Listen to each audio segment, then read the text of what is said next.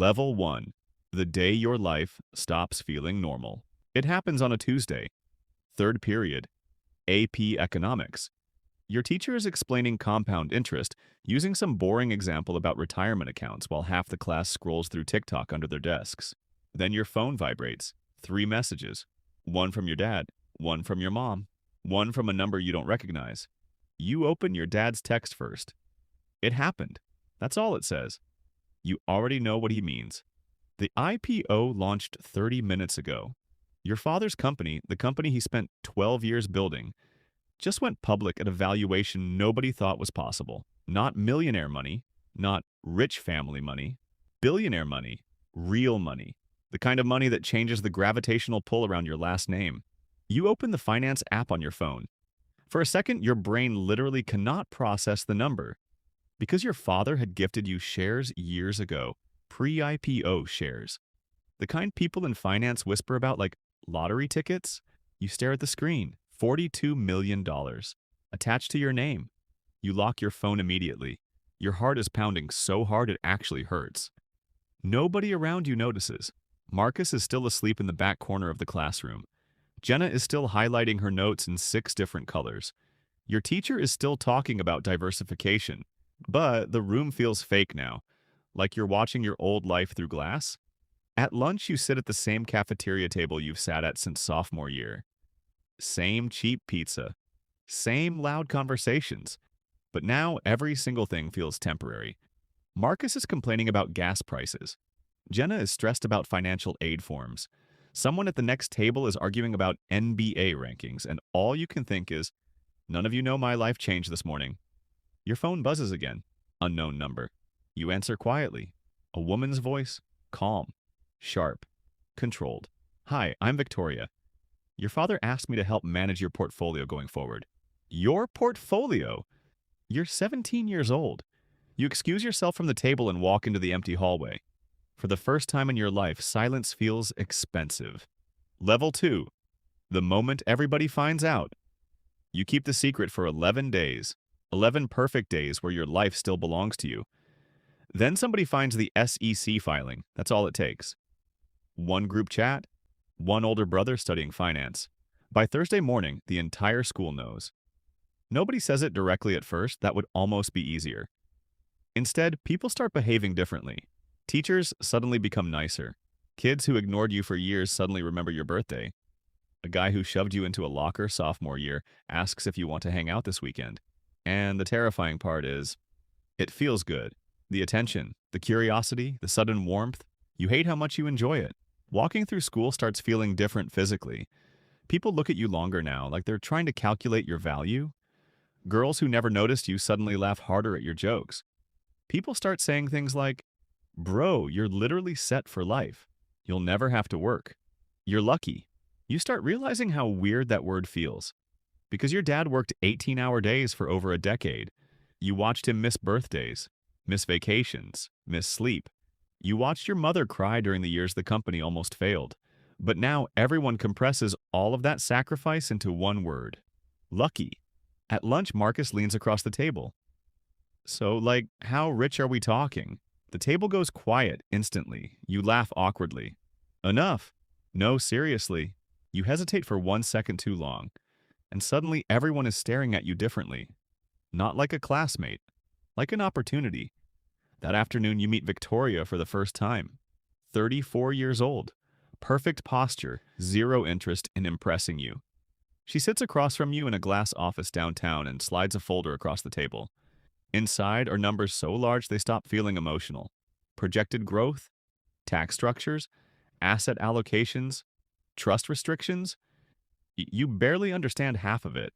Then she says something that changes you permanently. The hardest part of wealth, she says calmly, is learning which relationships existed before it. You nod like you understand, but you don't. Not yet. Level 3. Your first taste of real money. A month later, your parents give you access to a personal spending account. Not the trust. That unlocks later. This is just operating money. $150,000. You sit in your bedroom staring at the screen at midnight, and suddenly you understand something nobody talks about.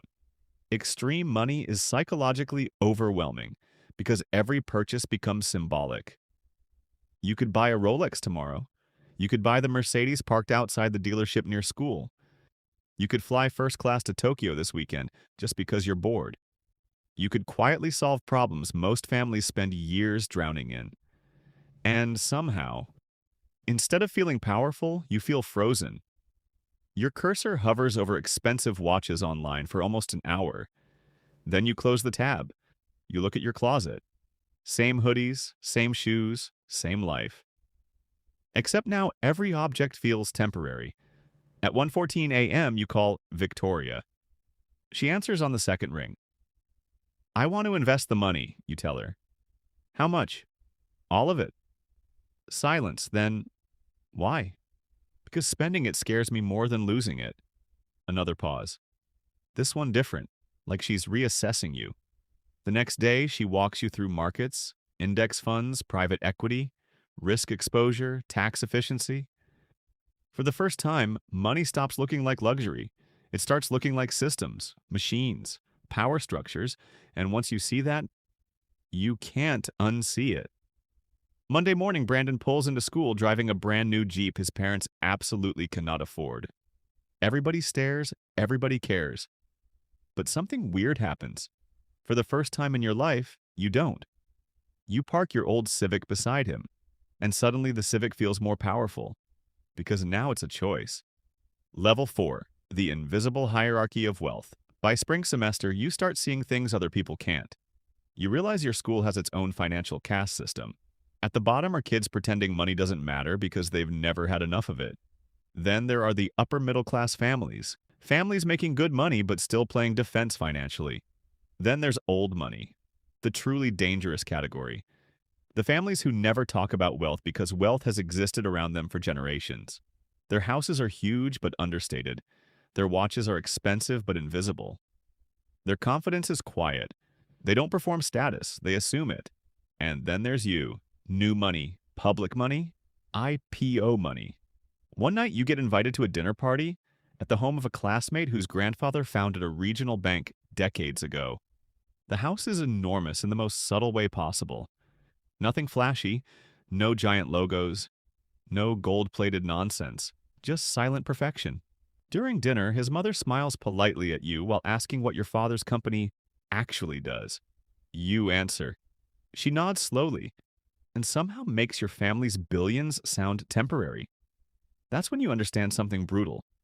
Money has social rankings, and the amount matters less than the history behind it. Old money sees new money the way royalty sees celebrities. Popular, visible, but not fully legitimate. On the drive home, you stare out the window thinking about how insane that is. Because a month ago you thought $40 million meant unlimited status. That realization changes your relationship with wealth forever. You stop caring about looking rich. You start caring about understanding rich people. And those are two completely different games. Level 5. The first time you watch millions disappear. Junior year, October, 10:42. You're in AP calculus when your phone starts vibrating nonstop. You glance down, news alerts. Your father's CFO resigned unexpectedly. Rumors of accounting problems.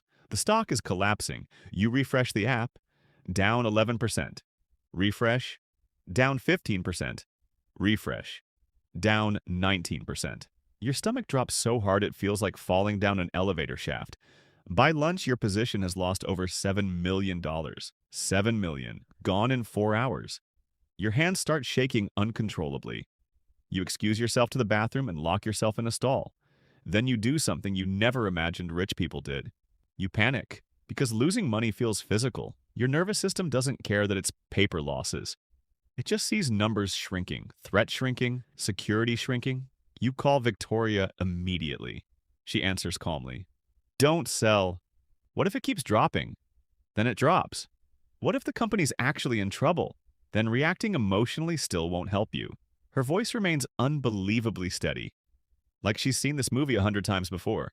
You lean your head against the bathroom wall. I feel sick. That's normal, she says. Now imagine managing billions. Silence. Then you ask the real question. Is my dad okay? Victoria pauses, only for a second, but long enough. Your father has his own responsibilities, she says carefully. Yours is learning not to confuse volatility with catastrophe. You understand the sentence, but not emotionally. Not yet. You go back to class. Marcus is laughing at memes. Someone's arguing about prom. A couple is flirting near the windows. And suddenly you feel completely detached from everyone around you because nobody in this building understands what it feels like to watch millions disappear before lunch. That's the moment you learn wealth creates isolation just as fast as comfort, maybe faster. Level 6. The rooms. Money unlocks. The stock recovers 3 months later, then climbs higher than before. Your position is worth over 50 million now, but strangely, the number matters less than the access. That summer, your father brings you to New York, not for vacation, for exposure. You sit in rooms most people never even realize exist. Private equity meetings, venture capital dinners, rooftop conversations between people whose decisions quietly shape industries. And the shocking thing? Nobody acts impressed by money because everybody has money. Status in those rooms comes from judgment, pattern recognition, leverage. You watch a startup founder confidently pitch investors for 30 minutes before one older man asks a single question. What's your retention rate after 6 months? The founder hesitates. The room changes instantly. The deal dies 10 minutes later. One question destroyed a $30 million opportunity. That moment stays in your head for weeks. Later, you have dinner with a billionaire who sold his company years ago. You expect confidence. Instead, he looks exhausted. The weird thing about winning, he tells you quietly, is realizing the finish line keeps moving. You ask him if the money made him happy. He laughs, not bitterly, just honestly. Money removes certain kinds of pain, he says, but it also gives your mind more space to invent new ones. That sentence follows you everywhere afterward, because suddenly you start noticing wealthy people differently. Some are calm, some are addicted to risk, some are deeply insecure, some are chasing bigger numbers because they don't know who they are without the chase. And for the first time you realize, money doesn't transform people. It exposes them. Level 7. Everybody wants something. Senior year changes everything again. Not because your wealth changed, because your perception did. You walk through school like someone who finally understands the game being played around him. You notice how people perform status constantly. The shoes, the phones, the vacations, the fake confidence. Marcus asks to borrow $8,000 for a business opportunity that makes absolutely no sense. A classmate suddenly wants your opinion on his crypto startup. A girl who ignored you for 3 years becomes intensely interested after spending one weekend at your family's lake house 8 days. You start realizing how difficult it is to separate genuine connection from financial gravity. One Friday night, you're sitting outside a party when Jenna walks over and sits beside you quietly. No pitch, no weird energy, no hidden agenda. "You look miserable lately," she says. You laugh. "Do I?" "Yeah," she shrugs. "You used to feel more normal." That sentence hits harder than it should, because deep down you know exactly what she means. You've started analyzing every interaction. Wealth didn't just change how others saw you. It changed how you saw everyone else. That night you drive home alone thinking about something Victoria once said. Extreme wealth attracts people, but pressure reveals them. Level 8. Graduation Day. Graduation arrives faster than expected. One final ceremony in the same gym where you spent 4 years pretending life was simple. You sit in your cap and gown surrounded by classmates discussing colleges, scholarships, dorms, and student loans. Normal 18-year-old fears. Normal futures. Your trust unlocks in 3 years. The investments are growing. People expect things from you now. Competence, leadership, intelligence, discipline. Because once money reaches a certain level, it stops being treated like luck. Your principal starts calling names. One by one, students walk across the stage while families scream from the crowd. Then your name echoes through the gym. You stand slowly. And suddenly you remember that Tuesday in AP Economics. The first vibration of your phone. The first impossible number. The first moment your old life quietly ended. You walk across the stage. Shake hands. Smile for pictures. The crowd applauds, but your attention drifts toward the audience. Parents crying, friends laughing, teachers exhausted but proud. Most people think power sounds loud. Private jets, luxury watches, champagne, attention. You close your eyes for 1 second. The gymnasium sounds like chaos. The future sounds enormous. And somewhere underneath all the noise, you finally hear the truth nobody explains when they talk about wealth. Money doesn't end the game. It just changes the level you're playing on.